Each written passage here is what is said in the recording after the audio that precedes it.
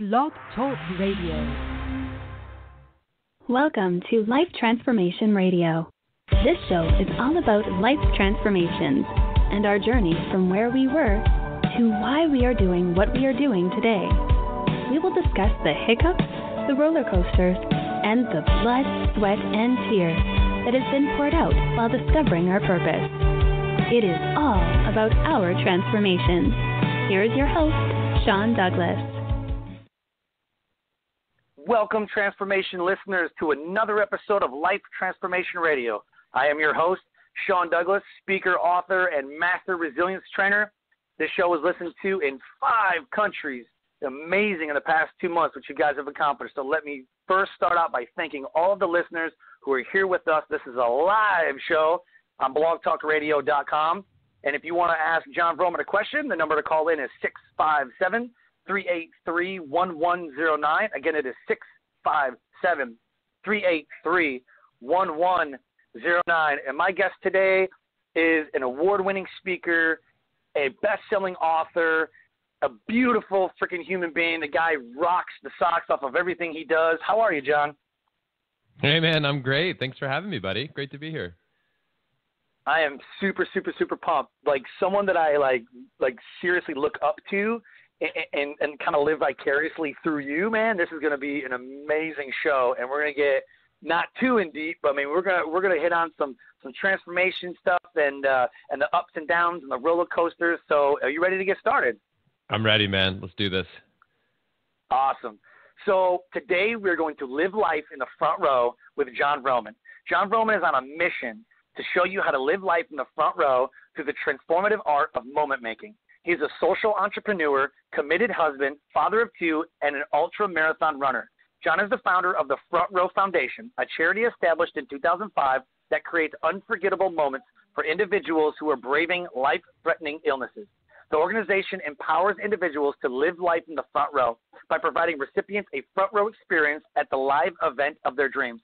As an award-winning speaker, Jon has given more than 750 keynote presentations for many companies, organizations, universities, and associations. Jon brings a refreshingly effective and modern motivational edge that genuinely connects with his audience as he ignites their enthusiasm and challenges their status quo. Host of the popular Front Row Factor podcast, Jon's interviews help you strengthen your mindset, relationships, and environment so you can excel in every area of life. Jon is a fierce community builder who hosts live events including the Front Row Dads Retreat, the Speaker Trainer Experience, the Front Row Personal Transformation and Co-Creation Summit, and the Front Row Foundation Celebration. If you need to learn more at frontrowfactor.com. Dude, you are killing it, man. Killing it. That's funny. That's great. So what we do, first question, right off the bat, why? Why do all that, man? Why did you decide to do what you do now? The why is ultimately, I think it's many things, I believe. And I think on any given day, it can vary, but it's my family. It's wanting to provide for the people that I love and care about the most. Make sure that I tap into and experience all of the possibility that I can in the time that I'm given on this earth. And so for me, it's about making the most of every moment for myself and those around me. And when I get to the end of my life, and I hope that's a long time down the road, that I can look back and be extremely proud of what we accomplished. And that my greatest fear is wasting the gifts that we've been given. Absolutely. Well said. Absolutely. You know, I always tell people, I said the greatest gift that we have is the positive impact difference that we can make in everybody's life that we meet, whether it be a stranger, whether it be our family, our friends, whoever. But our greatest gift that we could ever give away is the positive impact difference that we can make in the lives of everybody around us. No question. So, yep, that's right. Absolutely. Yeah. So it says 2005 is when you founded the Front Row Foundation. So take us back to 2004. Who was Jon Vroman in 2004? What does he look like? Who is Jon Vroman, did you say? Yeah, who is Jon Vroman in 2004? Let's go back about 2004. Yeah. Yeah, that's a good question. I like that one a lot. I'm going to take that question, Sean. That's a great one. Okay. I think that the 2004 version of me was just starting to tap into possibility in my world through learning, from other moment makers, people that I would do, or the door was a lot of personal with events, a lot of reading, and I was experiencing a lot of different emotions, but the biggest one, and the one that all my friends and people that were closest to me recognized, was that this was a time of growth. So that's what was happening. Wow. Man, that's awesome. So looking back, what do you think, can you pinpoint what your transformation was? Like what was it that transformed you? Yeah. How did you get to where you are now? So there were three things that I think were big moments for me. And one of those moments happened when I was laying in bed late night watching an infomercial with Tony Robbins. I'm guessing that several of your listeners probably know who that is. You've seen his commercials. But my first thought was, it was almost, I was trying to call BS on the whole thing. I was like, come on, really? Like, this is a little much. Like, this is a little over the top. Right. And so I was in, and I remember asking myself the question: is it really worth $200? Like, to buy those seeds, is it really worth $200? And then I thought, you know what? Maybe that's the wrong question. Maybe the question is, am I worth $200? To find out. Oh. And that question shifted the way I thought about it, because it wasn't about whether or not Tony $200. It was, am I worth that investment to find out? Maybe it is, maybe it isn't, but I'm worth $200. Sure. I remember ordering the CDs, and that was big for me. But what ended up happening was that when I got the CDs and I listened to him, I was hooked. I fell in love. I was like, man, he's really good. He's a really great guy. He's giving me great information. But one of the things that shocked me was it wasn't all about my growth. It was also about what I was doing for other people. So he would constantly talk about contribution and giving back. And I was like, man, that's missing in my life. And I remember maybe Tony had asked that question of, if you were to rate yourself on a scale of your contributions to the world, where are you? And I didn't like my answer. A transformation in and of itself, where I made a decision that I was going to step up, but I didn't know how yet, and I didn't know where. The second thing that happened, which was part of this big transformation, was that I was at a Jason Mraz show, and I was in the very, very back row with my girlfriend at the time. And we were having a good time at the show, but when I looked down to the front, I could see that these girls in particular, I noticed in the front, were having an absolute blast. Like they looked like they wanted to be nowhere other than right where they were. And you looked around the whole place, and you could see other people that had the look in their eye that they wished they were somewhere else other than there, or they were somewhere else. Like they were checked out. They weren't engaged. And I remember thinking, I was like, man, life is different in the front row. Like, how do you get those seats? How do you experience life from that perspective, where you're totally connected, totally engaged? Maybe they paid for the tickets. Maybe they stood in line. Mm-hmm. Maybe they had the right connections. But I just became curious as to, what does a front row life look like? And I remember that being a transformation. That was another seed that was being planted. And the third and the last one was that a buddy of mine had challenged me to run an ultramarathon. And this was the season of yes. I'll take you back there, right? To that, like, everything that was happening was, yeah, we're totally going to do that. And I was not a runner. Like, I'd never run more than a couple miles in my whole life. And I remember standing by the pool when he said it. He's like, let's run an ultramarathon, like 52.4 miles. And I was like, you're insane. That's totally nuts, man. And but we were in the season of yes, and so I said yes. I was like, I don't know what this looks like, and I feel this is crazy, but I'm in. And there's something exciting about that, when you don't even know how, but you know why you want to do it. And why we wanted to do it was because we wanted to grow. We wanted to test our limitations. I was in this place of testing what was possible. And so, to make a a longer story short is we did it. It was 16 weeks. We trained. We did this ultra marathon. Wow. It wasn't pretty. We're not going to win any awards for how fast we did it. We did it, right. And we finished it. And so what ended up happening was that there was that was also a transformation in my life. Now, how we got to the Front Row Foundation through all that was that when we were training for this ultra marathon, we said, you know what, we should raise money for a charity. Because remember, that question of I should contribute to the world was already planted in my mind. So we brought that up. We said, how could we give back? How could we help? Should we raise money? That's what people do when they go run, right? They raise money.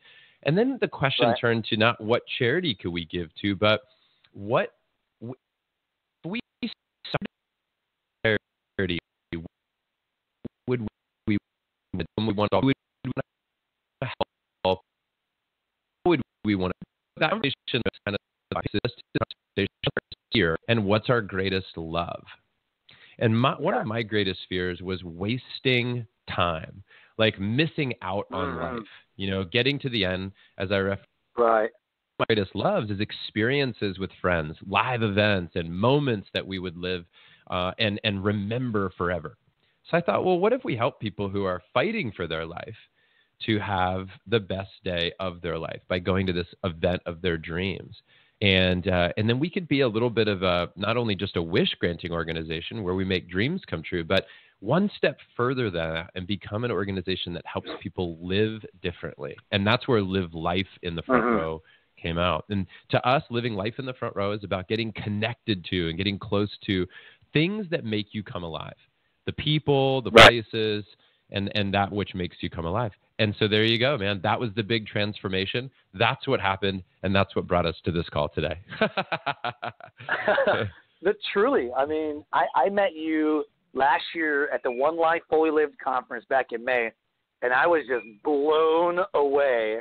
Like, here's this guy so full of life, so full of energy, and I was speaking there, and I was kind of coming into the organization like, okay, I'm going to speak here. This is kind of what I do with resilience and everything. Let me see how and Juliana Ray was there with, mindfulness. I was like, oh my God, this is amazing.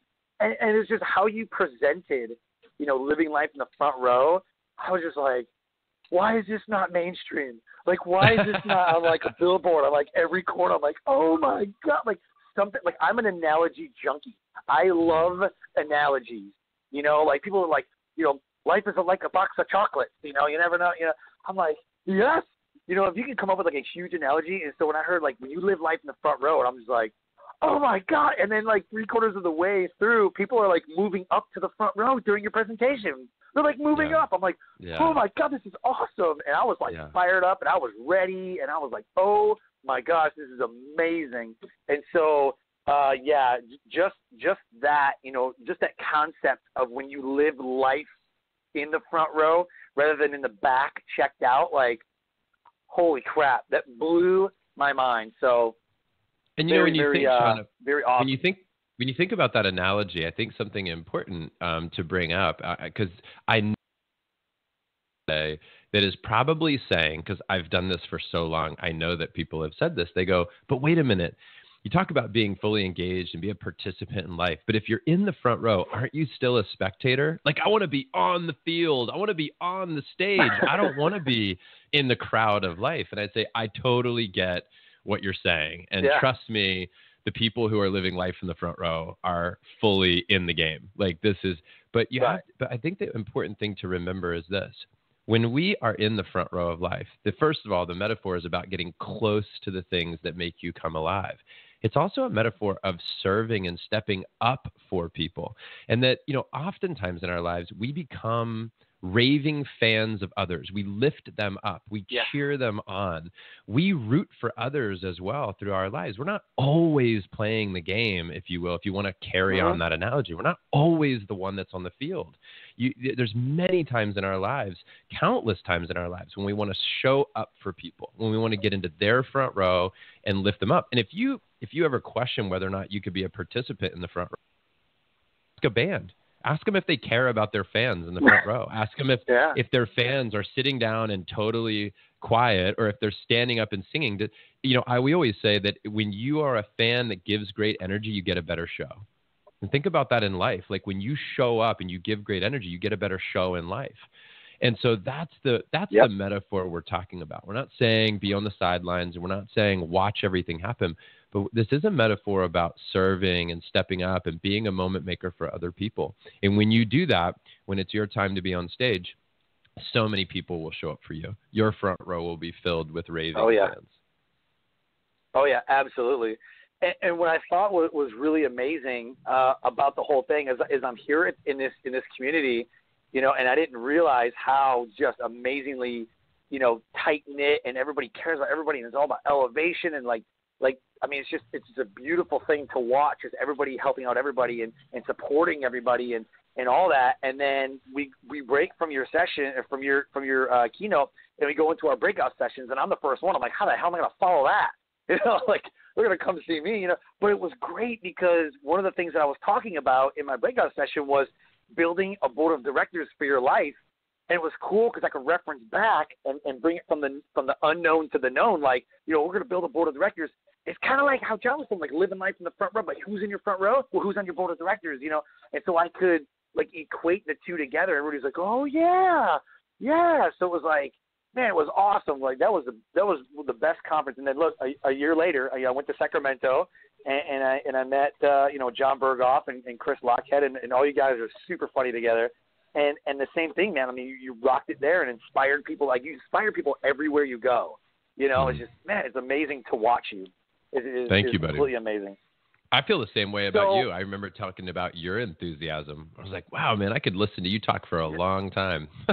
It's great.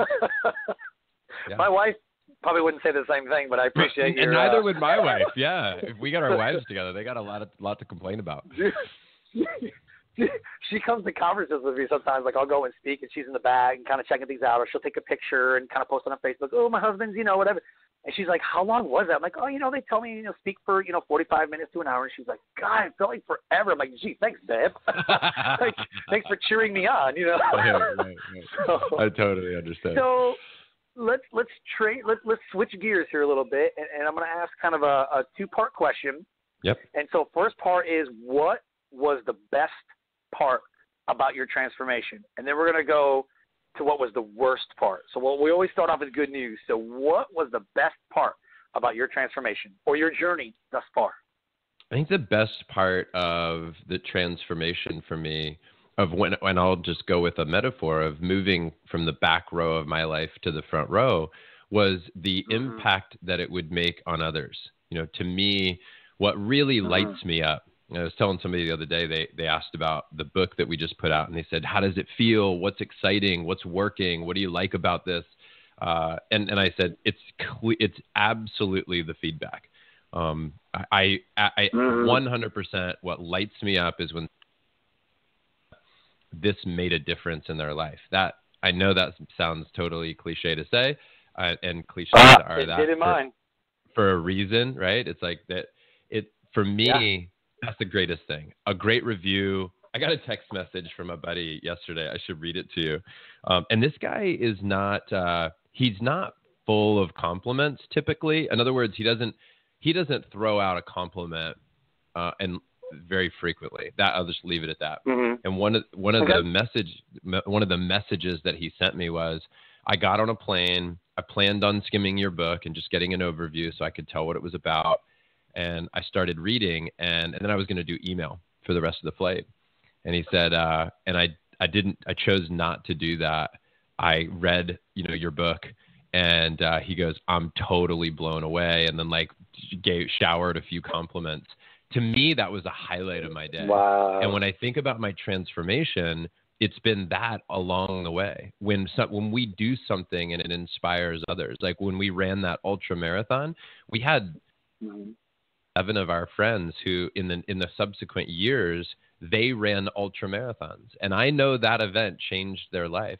So anytime we have a transformation, you know, and we step up, we give others permission to step up in their lives, right? When we go to the front row, we tell other people it's okay. When we stand up and sing, we tell other people it's okay. When we standing ovation, you know, that we tell other people it's okay. And I think that's the best part. Yeah. You want me to go to the worst part? Yeah, that's amazing. Yeah, worst part. or the toughest part. You could say maybe the most challenging or the toughest part. I would say the toughest part. I think I know, but I'd like to hear what you have to say. Yeah, there's a bunch that you could choose from because there's a lot of challenges when you're transforming. For me, I think that one of the tough challenges for me of transformation is staying in process or progress versus going back to and reverting to old ways. So one of the toughest pieces of a transformation is actually going back, falling into the trap of what used to be. Because once those habits that maybe you had for years, beliefs that had been a part of your mindset for years, you can slip back into that. And sometimes when you get knocked down, you have a really tough day, particularly with people, for example, that are smokers or they drink. And for me, one of the things that I've always experimented with, like going off of alcohol for periods of time. And I've definitely used alcohol as a crutch in my life at times. And I could tell, even to this day, if I get really stressed out, I'm like, I need a beer. And it might not be as severe as what it used to be, where it's like, oh, I'm a little stressed out. Let's go to Atlantic City and like black out for 3 days. That was a very different time in life. But I could still see how some old habits creep back in, where it's like, man, it was a really tough day. I need a beer. And I'm like, or maybe there's a healthier way to approach that. And I'm not saying that having a beer is terrible, if you're going to try to handle a tough day. I am saying it's very important. For me, the toughest part of transformation was sticking to the things that I knew would work. Yeah. Yeah. Coming from me as like, prior to 2008, I was first joining the military, and I was in England, my first duty station. I was like 19, and it was like, let's go drink. I'm like, yeah. And then that's the thing that you do because you're in another country and you're just kind of doing what the Romans do, And so, I definitely got addicted to alcohol rather than it being just let's go party. It's like I want to drink all the time because I like the way that I feel, and I'm this other person, more confident and free caring, which turns into, oh my gosh, I need it because I can't even wake up and get out of bed. I definitely can relate to, I had a hard day, let me get a drink. And I've actually been sober for over a year now. I haven't drank any alcohol in over a year.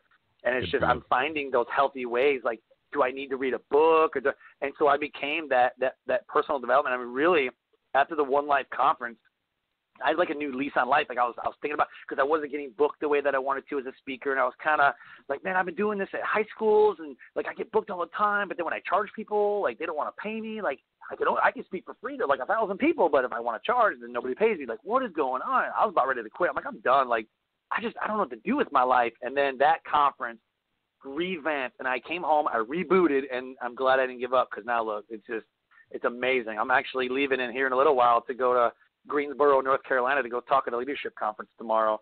Nice. So man. I mean, I'm just every and then Saturday going to Virginia to go speak at a trainer conference about teachers and trainers, and so it's just keep plugging away, and taking what I've learned from you and Tim Rode and just everybody, and being a part of the book launch was just amazing. And it's just those influences that we have in our life, is like your 8 people that you talk about. Who is the 8 people in your front row cheering you on? Who is your board of directors? Who is it that influences and supports you and gets you over those hurdles? Because we have to have somebody here because we can't do it alone. We definitely can't do it alone. I know, at least for me, my wife is huge, because I bounce things off of her all the time, like, what about this? What about this? And she's usually pretty good about sniffing my stupidity out, so again, that's not a good idea. I'm like, yeah, maybe you're right. So I have to ask you, who is your biggest influencer? Somebody who's influenced my world in a huge way? Yeah. The first name that comes to mind is a buddy of mine, John Kane, who I think he came into my world at a perfect time where I just started to kind of transform my world and starting to be happier with who I was showing up every day. We were working together for the same company, and he was a couple years down the road from me, and he hired me to come into a corporate setting and work with him and his team. And at that time, we weren't best friends, but we had known each other, and he thought I could be a good fit for this role. And what I remember so clearly about him being such a great influence in my life is he did two things that I think were absolutely, and I would encourage anybody that's listening today to consider your impact on others in these two areas. Number one is that I think he helped me to forgive and forget who I had been in the past. And he let me feel okay with the terrible decisions I had made of my past. Like he didn't, it wasn't a shaming, it wasn't a condemning, it wasn't like, oh man, that's really bad. Well, don't do that again. It was like, hey man, we're human, we make mistakes. Like there was some way in which he connected with me on that level to make what I had been or done in my past okay, and that I could let that go. Wow. And not that the behavior was, deserving of being repeated, but it was this idea of just not beating myself up anymore about it. And maybe it's because he shared with me some stories about his life and his past and how he messed up and how he bounced back from that. But so that was one piece. It was the forgiveness element. And then the second thing, so it was almost like it was about forgiveness, but it was about no judgment about me and my past. Right. He was really interested in who I was, what happened, and then it was about letting go. And the second thing was that it was absolute belief in my potential, but also something that I've repeated many times, which is that I never forget the day he said to me, he goes, "You're enough." It was just this simple phrase of "you're enough." And what he meant by that and what I took from that and what I've lived by since then is that, we are worthy of being loved by ourselves, by others, that there's nothing that we're going to achieve or accomplish in this world that'll make us more valuable as a human being. Now, I'm not talking about make you more valuable as a business person or in your community where, listen, if you build a playground in your community, your value probably goes up in that community. But I'm talking about your value as a human being. And what I now talk about in my speeches, and I don't know if I said this in the speech that you listened to, but I talk about being a baby and how babies have total value and that it grows in value. It's a baby is born with the most value it'll ever have in its life as a human being. It doesn't have to do anything to be worthy of love. And I think that's a really important lesson in life is that, and I think it's really important people don't confuse the two things. I'm not talking about that this is permission to be lazy and not contribute to society. It's not that. It's about you're being worthy as a human being, right? That's the key. And he helped me to do that, which means that when I felt worthy as a human being, I was able to achieve more. I was able to do more. I was able to create more. I felt like I was worthy of the pursuit of a front row life. And in a conversation I had with John Townsend, who wrote a book called Boundaries, you may know John. He's world famous and a fantastic leader. But I had John on my show, and we were talking, and we got into a conversation about whether you deserve it or you're worthy of the pursuit of it, because there's a difference, right? And I think that helped me to realize was my self-worth as a human being. And through that, I was able to believe in myself and then progress. Those were the two things. Yeah. And he was the most influential. That's huge. Because, you change your mindset and you change your life. I forgot who said it, but somebody was maybe it might have been even Tony Robbins. I watched so many different speakers and kind of, motivational videos. And he was saying, you're one decision away from a better marriage. You're one decision away from a better life. You're one decision away from a better mindset, a better you, everything. So make the right decision today based on the evidence and based on the information that you have at hand, because tomorrow everything may change. And so if you can make that decision that says, I'm going to be better than I was yesterday, then you have something to look forward to and you have direction in life. And I was like, wow, like you totally are like one decision away from either utter chaos or living a better life than what you are living now. I mean, it's so true. So on the opposite side of that, on your influencer side, who's your biggest supporter? Biggest supporter. That's a good question. I almost want to say John Kane again, but I'll give you somebody new. I'll give you somebody different. Through the transformation, I think that one of my greatest supporters, man, that's a really interesting question. I don't think I've ever been asked that question about being supported. I had so many people that who's in your front row, right? I mean, yeah, it just goes back to, and I had to throw this question in there. Like, we have influences that oh wow, I really like that, or I really like that, and that's a good way to lead by example, right? And then, but who's behind us? Because if we're in the front, like, who's behind us, pushing us forward all the time? Yeah. I'll give you one. This will be fun because we talked about him earlier. So John Berghoff, has been somebody that's been in my life for many, many, many years. And Johnny has always been very supportive. Before we jumped on the phone today, we were talking about my book, and he was offering ideas, right? And he's massively supportive.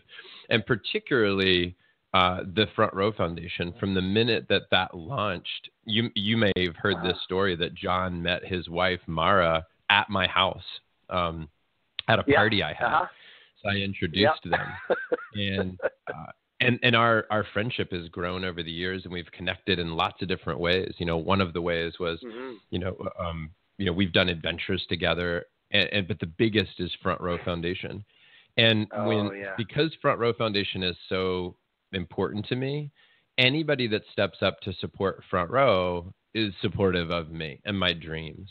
And when I think about people that have been supportive of Front Row Foundation, I think about John Berghoff, and I think about many other people too, people that we both know, people that like our buddy Hal Elrod, who wrote The Miracle Morning. He has been massively supportive over the years. He donates a tremendous amount of money to the charity every year. He's really supportive of my new book. Like, I mean, he recorded a video. I think about support, and this is really inspiring. He recorded a video without telling me, put it on his page, which he's got thousands and thousands and thousands of people that connect with him. And that video has been watched as of this morning 14,000 times, of him talking about my book. And I think about people like that are hugely supportive. So I would toss out those. I'll give those two names of John Berghoff and Hal Elrod, being massively supportive of my dreams and my goals in my life. And it's tempting. I could literally rattle off a dozen other names that are coming to mind of people that are massively important. But those are people that pop up, Oh, you know what? I'll give you one more quick story on that, Sean, before I continue. About servant leadership, about really showing up for people. And this is about, it's about humility in a way as well, which I remember when John Berghoff came to my house for a party that we had, and where he met his wife that night. And I remember he was just chipping in to help me get ready for the party. He came a little early and he was helping me get ready. And he was like, "Hey, what can I do?" And I'm like, "I don't know." And he just went out in the driveway and he just washed the car. I remember he just washed the car. That was it. He just washed the car. Now, I didn't ask him to. I would never, right? I'd be like, "Hey, can you go wash my car?" And you and I both know John. He has enough money to have he has a lot of people that would be lining up to wash that car. But it was just, the point was that wasn't necessarily the highest and best use of his talents or skills or whatever, but he was just he was just ready to do anything to help out, just to get ready for the party or make things nicer. And I had a guy on my show recently, Ryland Englehart, who is one of the co-owners of, I heard that one. Yeah, Cafe Gratitude. And Ryland told me a story about when you go into a public bathroom, his father always taught him to leave things better than he found it. Now, that was a twist for me. I've never heard anybody talk about walking into a public bathroom, which typically are not the cleanest, but asking yourself, what's one thing that I could do? And he's not talking about scrubbing the toilet bowl. He's just what's something I could do? Even if it's grabbing a paper towel and wiping off the counter after you use it, or like leaving it just a little better than you found it. How could we do that in life? And to me, that's the heart and the spirit of great leaders. When, I'm not saying that the best leaders in the world wash cars all day. I'm saying that at times in their life, they're not above doing something that's just of service, of just doing something to help out or lend a hand or whatever it be supportive to other people.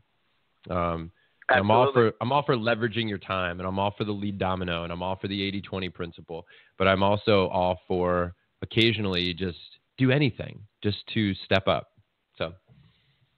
And it shows a lot of value that people have for other people, because time and money are two things that people willingly never give up. I mean, I don't know anybody that just says, hey, Sean, I like you a lot. I wanted to give you $50. I'm like, oh, cool, thanks, man. Like, nobody just does that willingly. You know what I mean? I'm talking about you have a Santa Claus standing inside of, outside of Walmart, and you're going to donate to Salvation Army. You're going to donate to a foundation. That's not what I'm talking about. I'm just saying that people will not willingly just give you, like, I think you need some money. Here's some money, have fun. No reason to pay me back, like nobody just randomly does that, you know what I mean, on their own. So what I tell people is, like, you need to go back 30 days in your calendar and go back 30 days in your bank account and see what it is that you spend time and money on. And it's a surefire way to see what you value in life.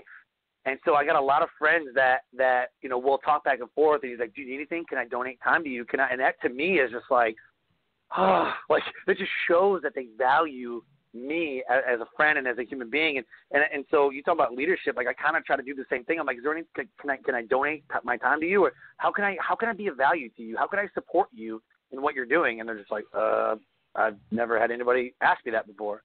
Well, Here's the opportunity, man. I'm giving it to you. And they're just so stunned, and they're like, that's pretty awesome. Like, I know. Read the Front Row Factor book. That's my pitch. Right. Read this book. Yeah. So I ended up buying. I don't know if Ramon told you this. I told him not to tell you. I wanted to tell you. So not for any other reason, but just to say, hey man, I wanted to support you.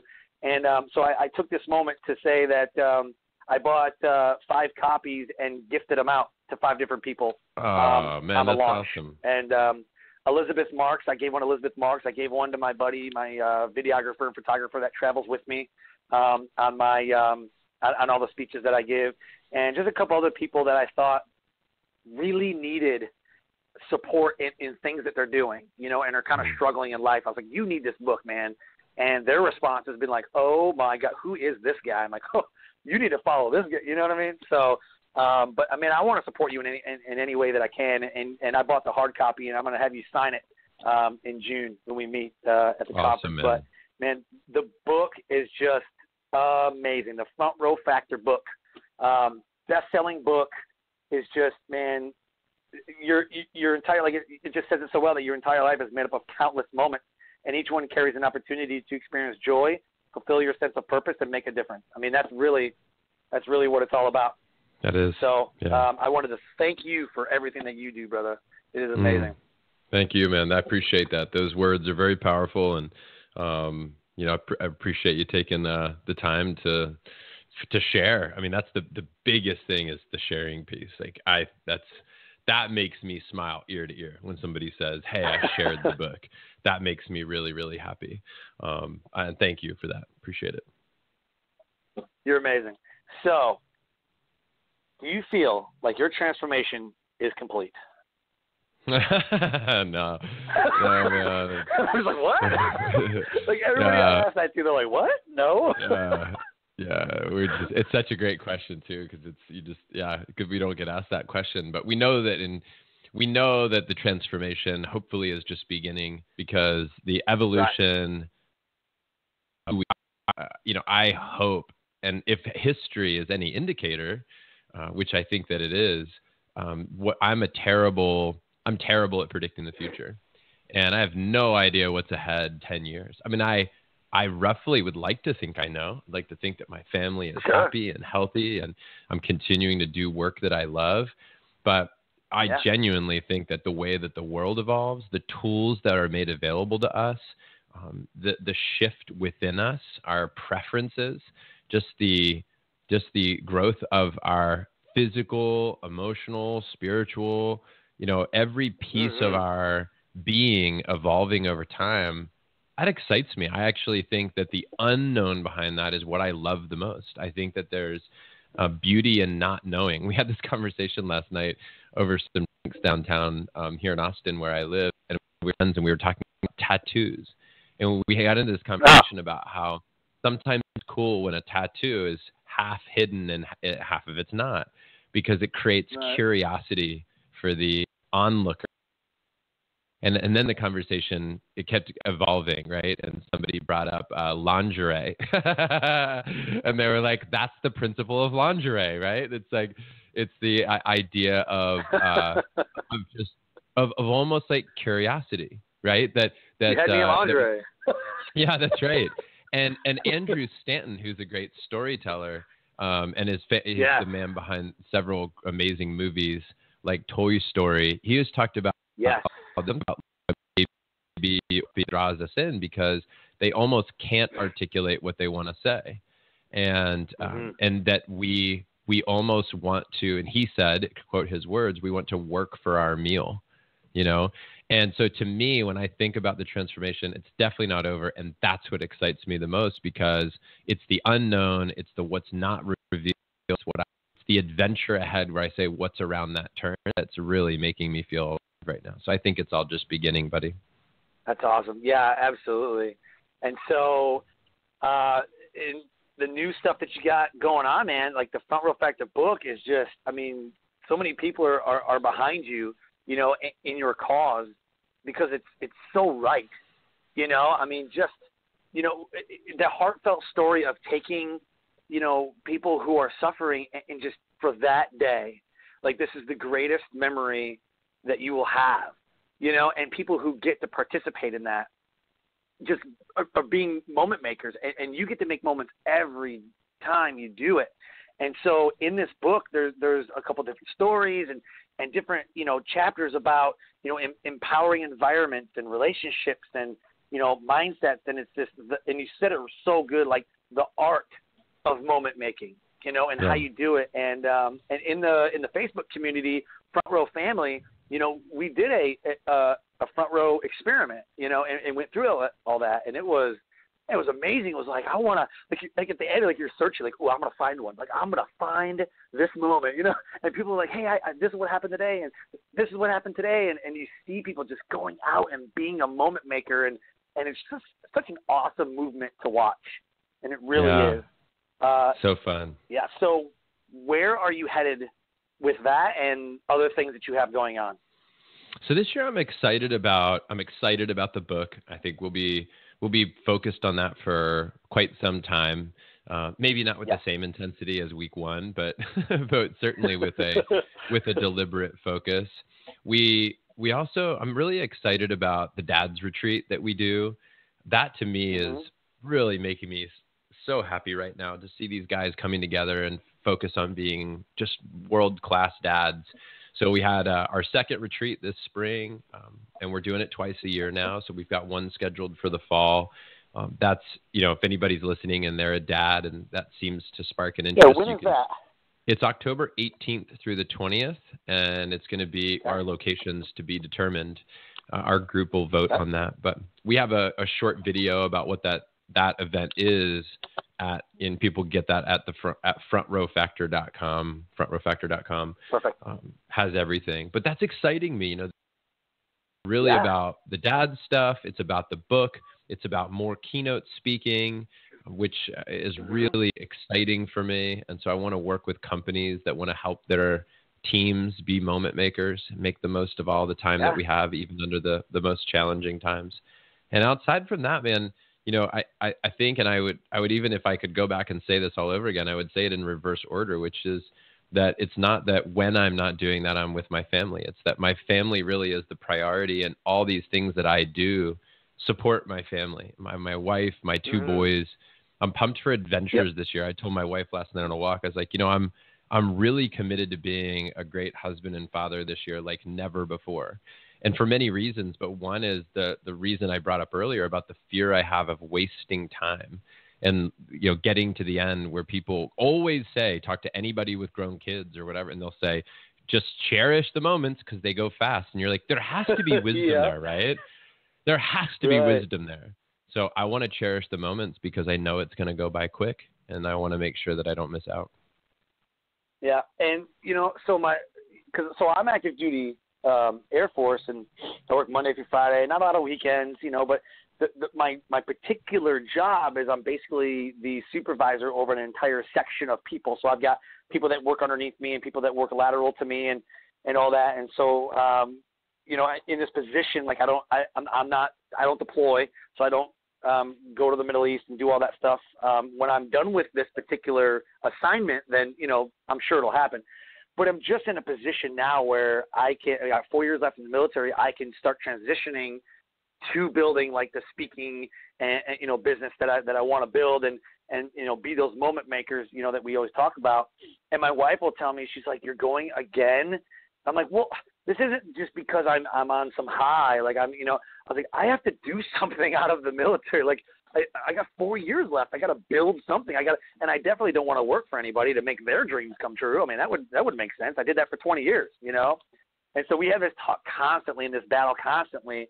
And so it's cool because like in June, she's going to come with me to the conference. And then if I decide that I want to go to Sacramento, she'll come with me then. But she's usually at the conferences that I speak at or the events that I speak at, which is great because we can do this together. And it's amazing. Yeah. But that's something that we battle with all the time. And we'll sit down, we'll watch a movie, and then my phone will ring, and she's like, "Come on, can I get 5 minutes?" I'm like, "Hold on, it's somebody from work, like work, like military work."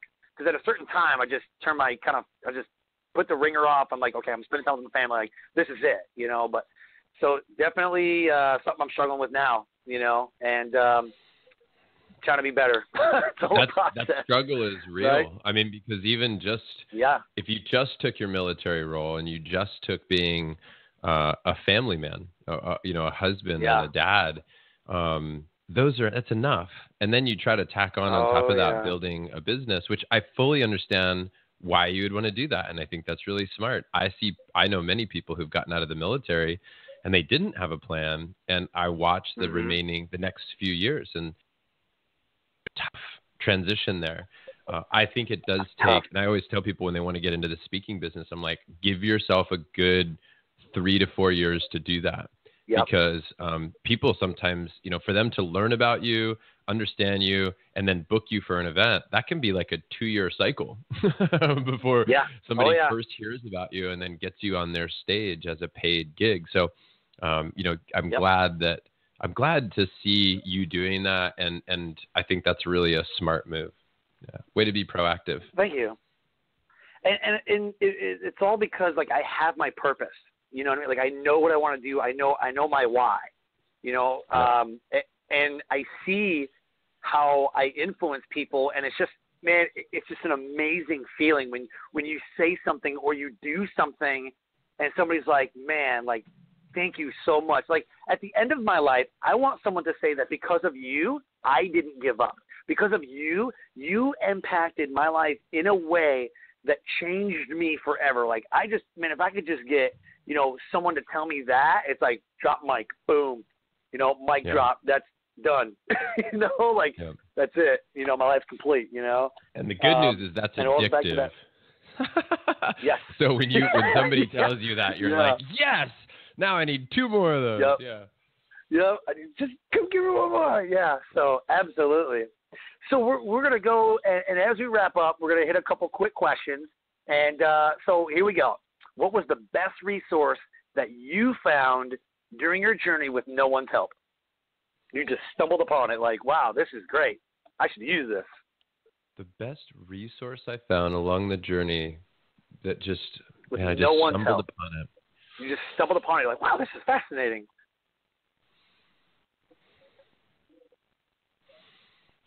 Well, one of the best resources that I found, I think, along the way, it's going to sound funny. I don't remember where I found this. And I don't even know that I could claim that I found it without anybody's help. But I think it was first audiobooks and then podcasts. Like, I don't, for me, like when I think about it, like I think about an audiobook itself where I remember when back in the day during my transformation. I was like, you can actually get a book on an audio program. And that was a game changer for me, because early on, I didn't think I liked reading as much as I do today, but I loved listening to the books. And so that was actually a resource that for me was really huge. I don't know if that's where the direction that you wanted me to take that, but that's what popped into my mind. Was there some other idea that or category that you had in mind? No. So, okay, let's go this way. Who gave you the best resource during your journey, and what was it? Yeah, the best resource was the Tony Robbins CDs in the beginning. And so I would credit him for that. And then I signed up for his big program, the mastery program. But that to me was like a gateway drug. Once I started learning, I was like, this is too good. And I easily, these were investments that would return, that would have a return in life. I used to say to myself all the time, I was like, if I read a book a week, let's say I read 52 books in a year, and I did that for 10 years, I used to marvel at the idea of who I would be in 10 years. I mean, just imagine that. If you read a book a week, that's a lot for 10 years, who would you be with all that information, with all that knowledge, with all that power? And even if you couldn't remember or recite it all, it would be within you. Like, it would be there somewhere deep inside. And I just thought, that's the person I want to be 10 years from now. And even though that sounds like a long way away, if I could build some habits and some routines and some rhythms into my life that would allow me to 10 years from now look back and say, man, I'm so glad I did that. I would want to hold on to that image of the future, that vision to propel me forward. And so that's what still to this day, I mean, my started 20 years ago when I was 20 years old. I think that's where it really started to unfold. And since then it's just become more and more, a part of my life. So I would say Tony, I would have to thank Tony for being the guy. And if anybody's out there listening and you're like, oh my God, if it's one more person tells me about Tony Robbins, I'm going to just jump off a bridge, right? Like, because I even know that, like, some people say that, like, they'll actually, like, I go on some podcasts and they're like, please don't talk about Tony Robbins. And here's what's great, right? Here's what's great. I think what's so cool about that is that he's a guy that's had such an impact on so many people's lives that somebody has to say, please don't talk about Tony Robbins. Like, do you know how much of a compliment that is? I hope one day somebody's like, hey, listen, we're glad to have you on our TV show today, but please, when you talk about your favorite people in life, can you just please don't mention Jon Vroman, because our viewers want to hear a different name. I'm like, are you kidding me? That's crazy, man. Right? That's totally that's gold, man. The intro. Like, you're everywhere so much that you're like people are sick of you because you're so everywhere. Yeah. Like, that's like that's an interesting life goal. I want people to be sick of me. Right? I want people to be sick of me because I've done so much in my life. Yeah. That's awesome. I actually had a conversation with my mom yesterday. So you remember, I made a video inside of the front row, and I found out today if I get the part of brick and cat in a hot tin roof. And I was talking to my mom, and I was like, Mom, I did something very uncomfortable. And she's like, oh God. And I was like, so I tried out for this play, and it was like, it was one of those moments where my buddy was like, dude, I'm assistant directing this play, man, and he's all in the plays. And I've never been in one. He's like, dude, you'd be so good. I'm like, oh my God, you'd be amazing. And I'm like, ugh. All right, say yes and figure it out later. So yes, So it was one of those moments where I just said yes, And I tell my mom, I'm like, yeah, Mom, I'm gonna be in this thing. And she's like, well, when is it? And all this other stuff. And she's like, well, I was thinking about coming for your birthday. I'm like, oh no, don't come for my birthday, because I'm going to see Tony Robbins July 23rd in New Jersey. Like, that's my birthday present. Like, I'm doing it because our M1 group, and we're all gonna do this. And she's like, who? I'm like, Tony Robbins. She's like, who? I'm like, Mom, come on, the master motivator, like the motivational speaker, like Tony Robbins. She goes, I don't know who that is. I'm like, you got it. You're lying. Like, you're so. She goes, I honestly don't know who Tony Robbins is. I was like, holy crap. Like I was, my jaw hit the floor. I'm like, what? How do you not know this guy? And she's like, why would I know a motivational speaker? She goes, I know like Billy Graham and like Joel Osteen. And I'm like, oh, okay, I got you. Okay. So I was like, okay, you need to YouTube some Tony Robbins. You need some Tony Robbins in your life. It's just like, no, you need Jesus in your life. I'm like, okay, fair enough. But you need Tony Robbins in your life. And it was just kind of a funny banter back and forth. She didn't even know who Tony Robbins was. I'm like, that's awesome. Anybody who Tony Robbins is. Yeah, well, anybody but a younger generation right now. There's, it's funny when I go to colleges and speak, I'll say, who knows Tony Robbins? And like not a single hand goes up. Which is amazing to me, right? To think about that. Like that's wild. That's a wild thing. Yeah, that is pretty crazy. So here is your moment in time.